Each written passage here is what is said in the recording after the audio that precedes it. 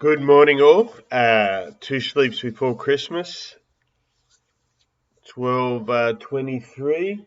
We got a slew of numbers coming out in about 6 minutes in the US.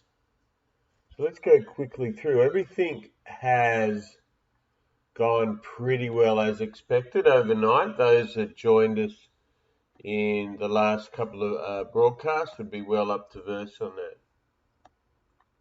So let's have a quick look overnight as we go through everything. Let's blow that up for you. So we just continued up overnight on the S&P and all the other index futures.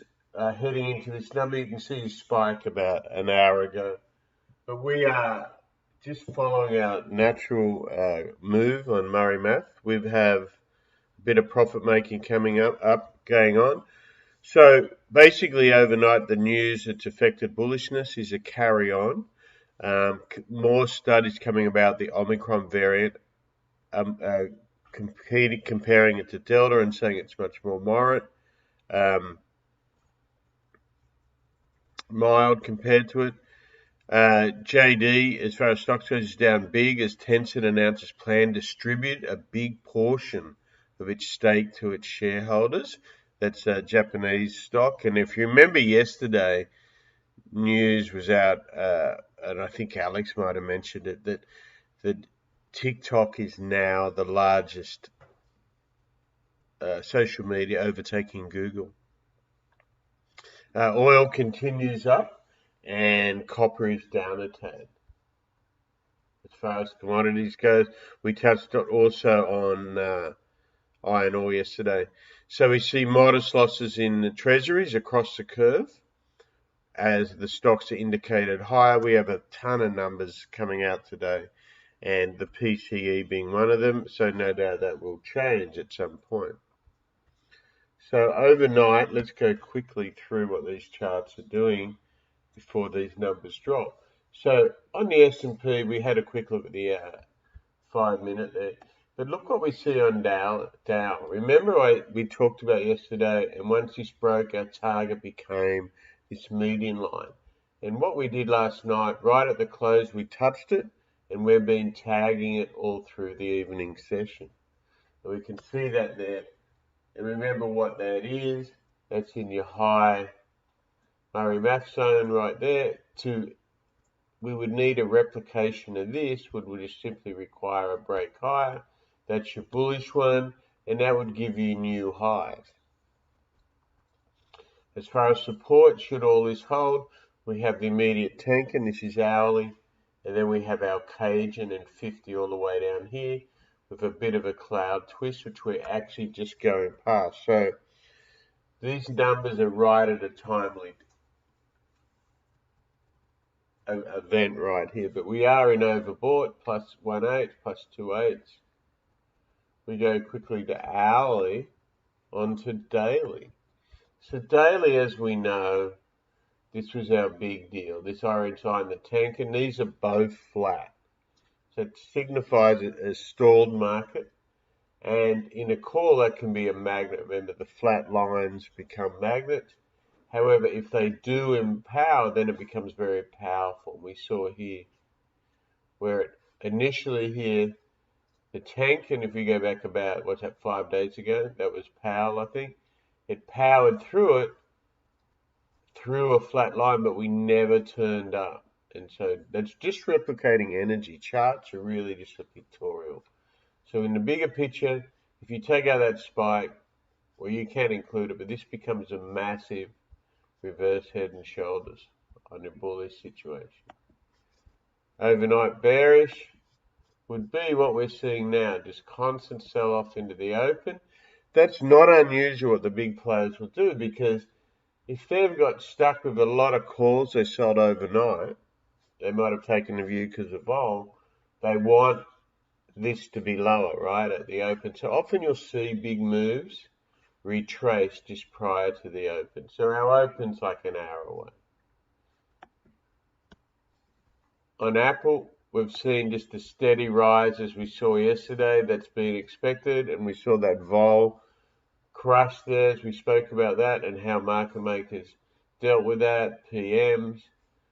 In fact, there was a question on Twitter how, I thought we spent the first half of it covering it for retail traders. Well, retail trading, you need to understand if you want to survive what is going on in the bigger, broader schemes. It's not just punting something that you think you really like, right? You want to see what's going on there and what's going on, and that's what I spent a bit of time doing. And we will get, as we come into the new year, more Q&A in that regard. So pretty blatant ABC, what's going on here? This is a corrective wedge, or is this the first wave back up? We will find out with impulse. So wait for that. The Russell, very similar, just trickling up, coming into its Cajun. That's your daily, so a long-term look at it. We have that hourly above there. It's all really a big momentum potential day today. But if it doesn't, that's great resistance. Okay, that's that sofa stock we looked at yesterday. Oil, overnight. Just slowly uptrending, as I said there in the opening. And we're pushing these highs here, but if you want to say this is preempted equities, it is a different beast, but you can see what's going on there.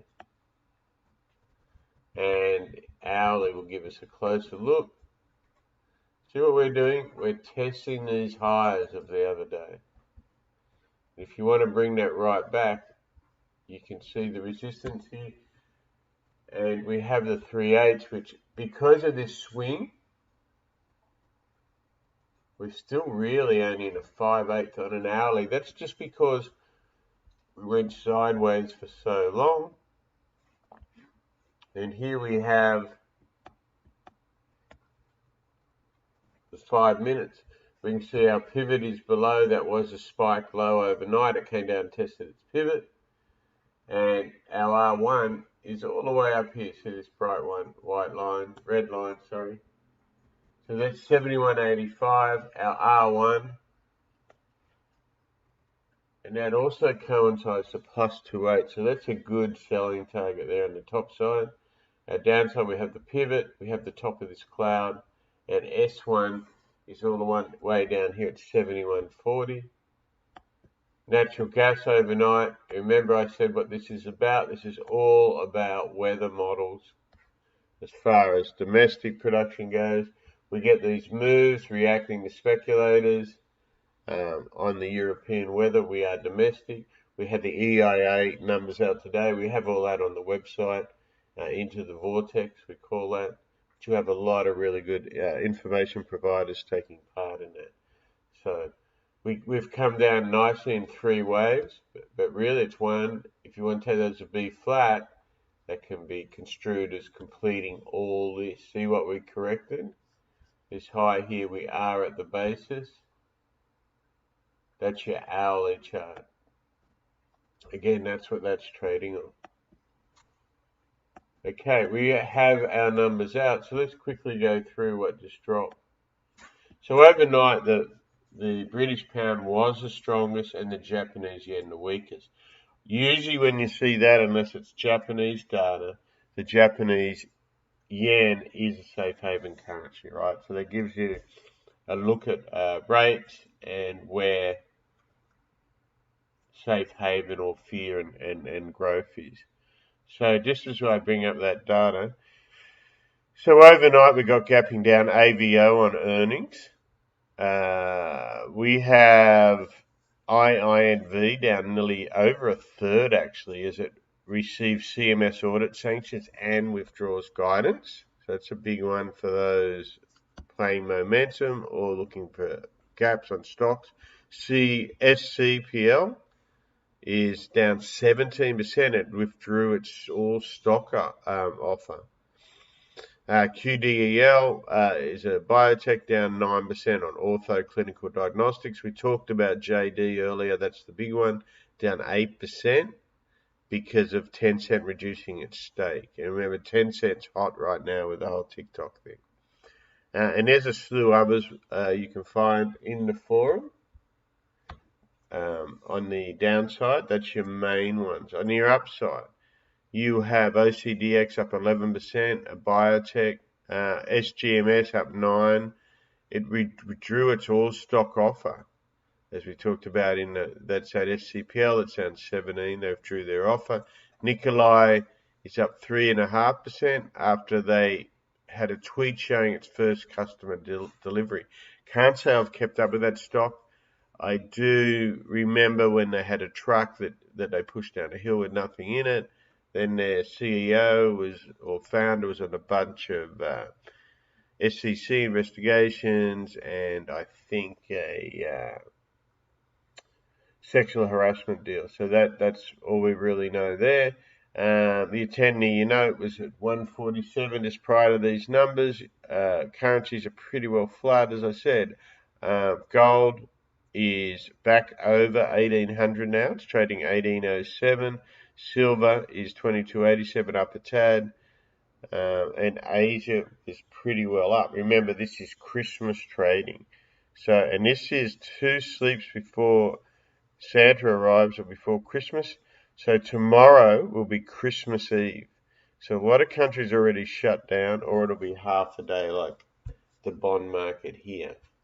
So let's go through this drop real quick here. Durable goods came out at 2.5%, much higher than the 1.6% estimate.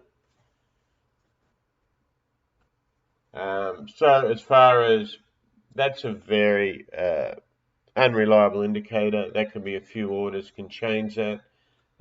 So the Fed doesn't put too much on that. The one the Fed does, however, put emphasis on is the November PCE core inflation. That came out hotter. It came out at 4.7 versus 4.5%, so a higher PCE, and that's up from 4.1%. So it's all the way up at 4.7. That's annual. On a month basis, hot as well, 0.5 versus 0.4. And the deflator was just 0.6% versus 0.6 previous. Now, this will get weighed off with what they call the trimmed PCE, which comes out of the Dallas Fed, and that comes out, I think, at 11 o'clock, but we'll look onto that again. That's on it. Personal income came out flat, plus 0.4%. Well, not flat, but flat per expected, plus 0.4 versus as expected. Personal spending was plus 0.6 as expected. These were both up dramatically from the prior month. If you recall, I really down before. There was a number of reasons given them for that. Omicron being the main one. And now we're coming into Christmas, so more spending, a lot of new bonuses and stuff came in there. So the real spending, though, however, was flat versus plus 0.7% prior. So lots of numbers there, and we have more coming out today, including, as I said, the Dallas number and consumer sentiment, which is also a big one as well, of course. Let's quickly flip. We've got oil levels as far as the stocks go. I think everyone's familiar with those. As far as Canadian GDP just dropped as well. As far as Europe goes, we're up across the board there. Germany is up plus 0.6%. The best performer, though, is Spain's IBEX, up 1%. And Italy is the least performer, the weakest performer, up plus 0.2%. So one more to give you those levels, how everything reacting. See, stocks went down and up on that number. Nothing really significant. It's just the algos in a thin market. We are off 7 handles off the top there. Oil came off a little bit as well, as you can see. Nat gas, unrelated to those numbers, but it is pushing lows ahead of EIA. So basically, this spec run, which you can see the more the producers, I guess the more natty savvy players use this to get on board. The specs have stopped out a lot here with the model change here this morning. So at this time of year, you're going to watch. You're obviously looking at weather. You also watch at LNG and Mexican flows. Mexico took in record. So we look exports from July on. Actually, that's when that happened. Big deal for Texas. Let's have a quick look at the Nasdaq here. I just got to change this code over for you all. See if I remember what it is, right?